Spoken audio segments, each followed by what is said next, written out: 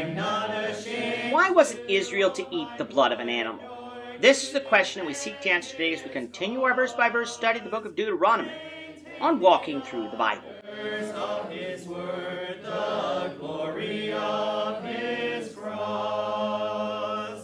If you have a Bible with you, you can turn to Deuteronomy chapter 12. We're going to be reading from verses 20 to 32. If you don't have a Bible, don't worry. Just follow along with us on the screen. The version that we'll be reading from is the New King James Version. So Deuteronomy chapter 12, beginning of verse 20.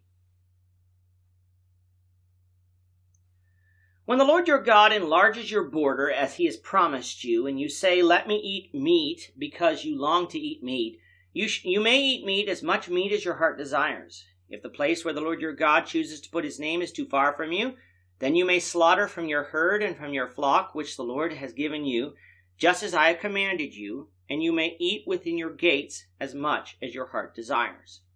Just as the gazelle and the deer are eaten, so you may eat them. The unclean and the clean alike may eat them. Only be sure that you do not eat the blood, for the blood is the life. You may not eat the life with the meat. You shall not eat it. You shall not eat it. You shall pour it on the earth like water. You shall not eat it, that it may go well with you and your children after you, when you do what is right in the sight of the Lord. Only the holy things which you have in your vowed offerings you shall take and go to the place which the Lord chooses.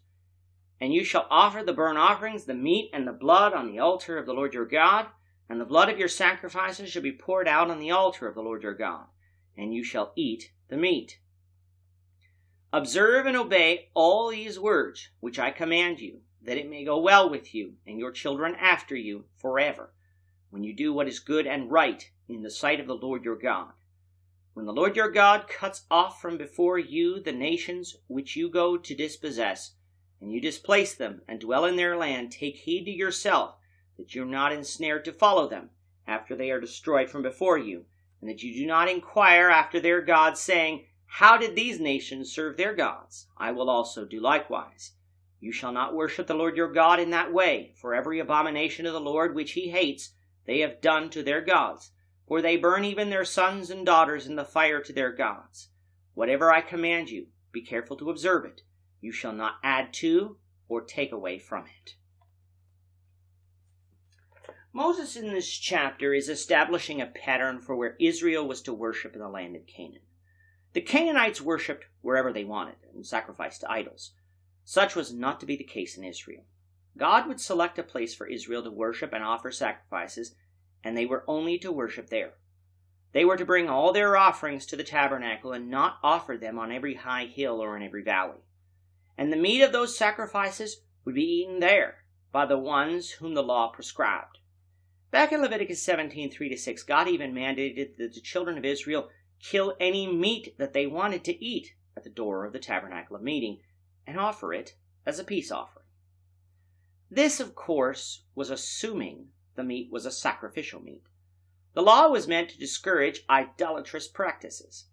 While in the wilderness, this would be practical because Israel was encamped around the tabernacle, and they ate mostly manna from heaven, though they certainly did eat some meat as well.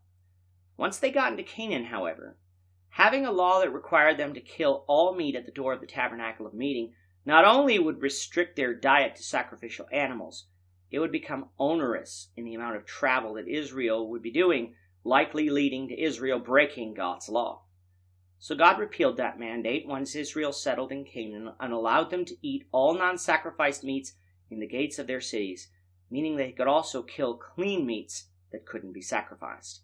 While all meats sacrificed to God, they had to be eaten in the tabernacle where it would be situated. This shows us that God isn't trying to make our lives difficult by instituting what we might call stupid rules. He does tell us some things that we have to do, but he doesn't micromanage every point of our lives. For Israel, he wanted them to sacrifice only where the tabernacle was. The rest of the meat, though, they didn't have to leave home to kill, for God knew such would be asking too much. There was one thing, though, that Israel would not eat of the meat, either in the tabernacle or within their gates, and that was the blood of the animal. The reason given by God is that the life is in the blood. Biologically speaking, we cannot live without blood. Blood carries the oxygen to every part of our body through the heart, and when this blood flow stops, our body dies. Thus it can be said, as it is said numerous times in the Old Testament, that blood represents life. Mankind is not to eat that which represents life, nor was he to shed man's blood, meaning kill man, for man was made in the image of God. When it comes to sin, what was the ultimate payment for sin? The shedding of the blood of the sinless Jesus, the giving of his life that we might live. The connection between life and blood is found throughout Scripture, and the command not to eat blood is still found in the New Testament, meaning it is not something that Christians should do either. The chapter ends in the same way that it began, with Moses telling Israel that they weren't to worship like the Canaanites. Not only does that mean they weren't to worship idols, but they weren't to follow any of the other religious practices either, such as human sacrifice, for such was an abomination. Whatever God commanded them to do, that is what they were to observe, not taking from or adding to that law.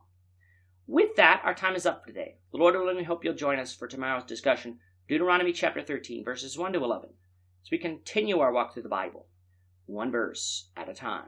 Thank you for watching today's episode.